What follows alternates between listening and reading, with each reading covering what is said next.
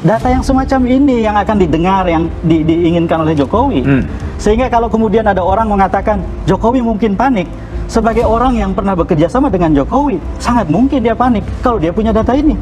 Harusnya punya. Harusnya punya. Harusnya punya. Jadi sekarang selama ini kan tidak pernah diungkap data ini. Orang hanya bergerak di approval rating sama bergerak di elektabilitas gitu loh. Tapi tidak pernah ada dibongkar berapa persen yang sudah mantap. Kapan mereka memutuskan? Kalau masih 25% yang masih dicari, sementara tingkat kemantapannya masih 39,8. Sementara semua instrumen sudah digunakan, masa orang nggak cemas? Nggak masuk akal buat saya kalau nggak cemas. Konsultan politik F. Saifullah Fatah memberikan argumen menohok kepada Jokowi yang saat ini bisa dibilang sangat super panik. Berdasarkan data Polmark, saat ini angka pemilih Prabowo Gibran yang sudah mantap belum mencapai 40%, tetapi masih 39,8%. Padahal seluruh instrumen sudah dikerahkan untuk memenangkan Prabowo Gibran dalam Pilpres 2024. EF awalnya bercerita tentang kerjasama antara dirinya dengan Jokowi saat Pilgub DKI Jakarta tahun 2012. Saat itu Jokowi Ahok melawan Fauzi Bowo. Ia menyebut Jokowi adalah orang yang melek angka. Ia tidak hanya percaya dengan survei angka elektabilitas saja. Ia memiliki pertanyaan lanjutan. Contohnya, yang sudah mantap memilih dan masih mungkin berubah berapa persen. Kapan pemilih akan memfinalkan pilihannya? Itu adalah pertanyaan-pertanyaan umum yang akan ditanyakan oleh Jokowi. Kalau hanya berkutat dengan elektabilitas, orang seperti Jokowi tidak cukup. Pak Jokowi itu orang yang sangat percaya data. Percaya data. Saya tahu itu. 2012 ketika saya dan Polmark Indonesia terlibat sebagai konsultan Jokowi Ahok, terutama kerjasama dengan Jokowi. Lalu kemudian waktu Pilpres 2014, saya mengalami sendiri. Sehingga ketika kita misalnya bicara dengan Jokowi tentang elektabilitas, Pak Jokowi itu punya pertanyaan-pertanyaan lanjutan. Ini yang sudah mantap memilih dan masih mungkin untuk berubah, itu berapa persen? Kapan pemilih akan memfinalkan pilihannya? Itu pertanyaan-pertanyaan yang sangat umum ditanyakan Pak Jokowi gitu. Jadi kalau kita hanya bersikutat pada elektabilitas, orang seperti Jokowi itu nggak cukup sebetulnya. Menambahkan, ukuran Jokowi cemas atau tidak hanya melihat elektabilitas memang tidak nyambung. Tapi kalau sudah masuk ke survei pemilih yang mantap dan seterusnya baru nyambung. Kemudian, ketika ditanyakan, di antara tokoh-tokoh berikut ini, manakah yang paling berpengaruh untuk membentuk sikap ibu bapak saudara, termasuk dalam memilih, disebutkanlah nama-nama, termasuk presiden. Angka itu yang harus digunakan kalau ingin mencari bentuk pengaruh. Dan jika menggunakan approval rating, Prabowo mestinya sudah di angka 60%, karena approval ratingnya tinggi sekali. Jadi kalau ukuran kita Jokowi cemas atau enggak cuman pada elektabilitas, memang nggak nyambung. Tapi kalau sudah dimasukkan ke berapa yang mantap dan seterusnya, baru nyambung. Lalu kemudian approval rating. Approval rating itu untuk orang seperti Jokowi itu nggak cukup. Orang seperti Jokowi akan bertanya, ketika ditanyakan di antara tokoh-tokoh berikut ini, manakah yang paling berpengaruh untuk membentuk sikap ibu bapak saudara termasuk dalam memilih. Disebutkanlah nama-nama termasuk presiden misalnya pada saat itu. Angka itu yang harus digunakan kalau mau mencari bentuk pengaruh.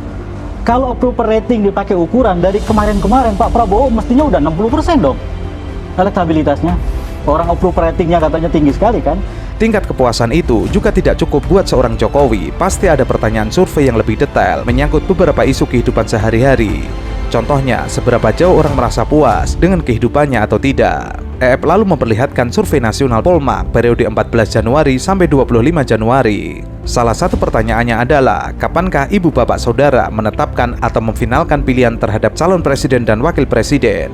Yang mengatakan di hari H masih 14%. Kemudian yang mengatakan di masa tenang 4,1%. Yang menunggu seluruh masa kampanye selesai 3,5%. Yang setelah menonton semua debat 3,4%. Itu total 25%. Artinya belum bisa disimpulkan sekarang ketika orang masih belum memfinalkan. Nah, lalu kemudian tingkat kepuasan itu juga tidak cukup buat orang seperti Jokowi. Pasti ada pertanyaan survei yang lebih detail menyangkut beberapa isu kehidupan sehari-hari. Seberapa jauh orang merasa puas dengan kehidupannya atau tidak gitu. Nah, saya mau memperlihatkan satu data nih Mas. Kami baru saja selesai survei nasional 14 Januari sampai 25 Januari. Oke. Kami itu Polmark ya? Polmark Indonesia. Saya sebutkan contoh, ada pertanyaan, kapankah ibu bapak saudara menetapkan atau memfinalkan pilihan terhadap pasangan calon presiden wakil presiden? Yang mengatakan di hari H itu masih 14%. 14%. Lalu kemudian yang mengatakan di masa tenang 4,1%, yang menunggu seluruh masa kampanye selesai 3,5%, yang setelah menonton semua debat 3,4%, itu total 25%. Lalu ketika ditanya tingkat kemantapan pilihan terhadap Prabowo Gibran, angkanya 39,8%. Artinya Jokowi mungkin cemas dengan hasil ini. Meskipun yang mengatakan sangat puas terhadap Jokowi 15,2%, yang mengaku puas 67%, itu artinya 82,2% puas terhadap Jokowi. Tetapi ada pertanyaan lain, di antara nama tokoh-tokoh berikut ini, manakah yang paling besar pengaruhnya bagi pemilih dalam menentukan pilihan terhadap calon presiden dan wakil presiden? Di situ menurut EF ada beberapa nama, yaitu Jokowi, Abdus Somad, sampai Megawati. Dan pengaruh Jokowi hanya 26,4%. Jadi tingkat kepuasan dan tingkat pengaruh itu berbeda. Artinya kita tidak bisa menyimpulkan sekarang ketika orang masih belum memfinalkan. Lalu kemudian ya ada pertanyaan tentang berapa yang sudah mantap dan tidak mantap. Kita bisa berdebat tentang elektabilitas, tetapi ketika ditanya kemantapan, tingkat kemantapan pilihan terhadap Prabowo Gibran 39,8%. Mantap. Yang mantap ya. Oke. Jadi artinya orang seperti Jokowi mungkin cemas dengan hasil ini. Lalu kemudian kepuasan. Memang yang mengatakan sangat puas terhadap Pak Jokowi 15,2%, yang mengaku puas 67%. Itu artinya 72% Puas. maaf, 82,2% puas. Tetapi kemudian ada pertanyaan lain. Di antara nama tokoh-tokoh berikut ini, manakah yang paling besar pengaruhnya bagi ibu bapak saudara dalam menentukan pilihan terhadap calon presiden dan wakil presiden? Di situ ada Joko Widodo, Abdus Somad, Megawati. Jokowi 26,4%. Oh. Dari sini, EF mengambil kesimpulan Jokowi saat ini belum merasa nyaman dengan survei elektabilitas Prabowo Gibran. Seumpama kepuasan masyarakat begitu besar, tapi saat disandingkan dengan beberapa pertanyaan, hasilnya agak jomplang. Seperti misalnya, harga berbagai kebutuhan pokok semakin tinggi, sehingga membuat pemilih semakin sulit menjangkaunya atau membelinya. Yang mengatakan setuju atau tidak setuju terhadap pernyataan ini 72% setuju. Kemudian, saat ditanya terkait penurunan ekonomi, pendapatan atau penghasilan, 58,8% mengatakan iya. Kemudian korupsi yang berkembang saat ini membuat kehidupan masyarakat semakin sulit atau buruk, 56% menjawab iya. Lalu yang mengatakan keadaan ekonomi sehari-hari atau keluarga lebih buruk dibandingkan masa sebelumnya, 50,2% mengatakan iya. Dan The Bansos ini Dia belum merasa nyaman, dia belum merasa aman menurut saya. Oke. Sejauh pengetahuan saya tentang dia. Contohnya yang tadi kepuasan segitu besar. Tapi kita kan cek dengan beberapa pertanyaan, seperti misalnya harga berbagai kebutuhan pokok semakin tinggi sehingga membuat saya dan atau keluarga saya semakin sulit menjangkaunya atau membelinya. Yang mengatakan setuju dan tidak setuju terhadap pernyataan ini 72% setuju. Terus kemudian saya dan atau keluarga saya mengalami penurunan pendapatan atau penghasilan, 58,8% yang mengatakan ya. Terus kemudian korupsi yang berkembang saat ini membuat kehidupan saya dan atau keluarga saya semakin sulit atau buruk, 56%. Yang mengatakan keadaan ekonomi sehari-hari saya dan atau keluarga saya lebih buruk dibandingkan masa sebelum ini, 50,2% dan seterusnya. EF mengatakan data yang semacam ini yang diinginkan oleh Jokowi, sehingga kalau kemudian ada orang mengatakan Jokowi mungkin panik, sebagai orang yang pernah bekerja sama dengan Jokowi sangat mungkin ia panik. Karena selama ini hanya fokus kepada overall rating dan elektabilitas.